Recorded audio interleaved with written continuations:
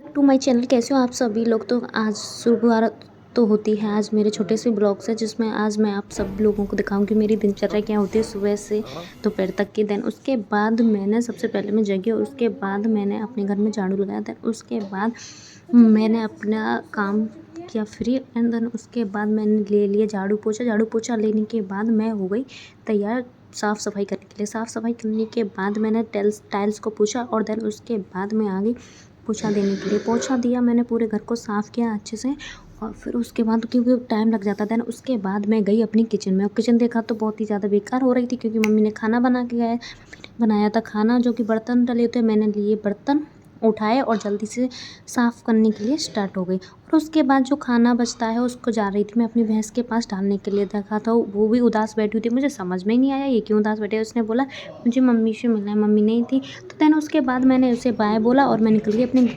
अंदर रूम के लिए। देन उसके बाद मैंने अपने घर का शीशा साफ़ किया। शीशा साफ़ करना कुछ इस तरह से चमक गया था मेरा शीशा। और फिर मैं आई अपने ठाकुर जी के पास। ठाकुर जी के पास देखा तो ठाकुर जी अभी सो रहे थे, अखरोट उनके पास रखे थे। उन्होंने बोला मुझे अखरोट खाना है। उसके बाद फिर मैंने सारे बर्तन लिए और फिर मांजना स्टार्ट कर दिया। बर्तन साफ़ करने के बाद फिर मैंने सारे बर्तन को लिया और रख दिया अंदर बर्तन के डला में।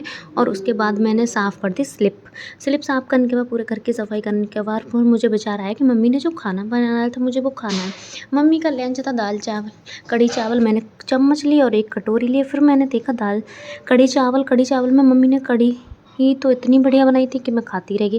देन उसके बाद मेरा हो गया दिमाग ख़राब। फिर मेरा काम फ्री होने के बाद मैं आ गई हॉल की तरफ। हॉल में देखा तो सोनिया बैठी हुई थी, वो फ़ोन चला रही थी। एंड उसके बाद मैं अपने घर के काम से फ्री होने के बाद मैं बैठी हुई थी, तो फिर मैंने इससे बोला चल तू मेरे हेयर में ऑयल डाल। तो इसने मेरे हेयर को ऑयल किया, और देन उसके बाद मैं चली गई नहाने के लिए। नहाने के बाद आने के बाद कुछ मेरी करने से इस तरह मैंने लोशन लिया जो कि खाल हो गया। तो मेरे दिमाग में आया चलो इसका पोस्टमार्टम करते हैं। पोस्टमार्टम किया मैंने इसका। थोड़ी सी निकलने के बाद फिर मैंने इसको लगाया पूरे हाथों पे, क्योंकि स्किन भी सॉफ्ट रहती है और अच्छे से रहती है। फिर उसके बाद मैं नहा धो के निकल गई पूजा करने के लिए। फिर मैंने उसके बाद ठाकुर जी के बर्तन लिए और साफ़ किया। उनके लिए फल रखे हुए थे, केला और सेब। देन उसके बाद पूजा किया और समाप्त हो गया। Thank you so very much.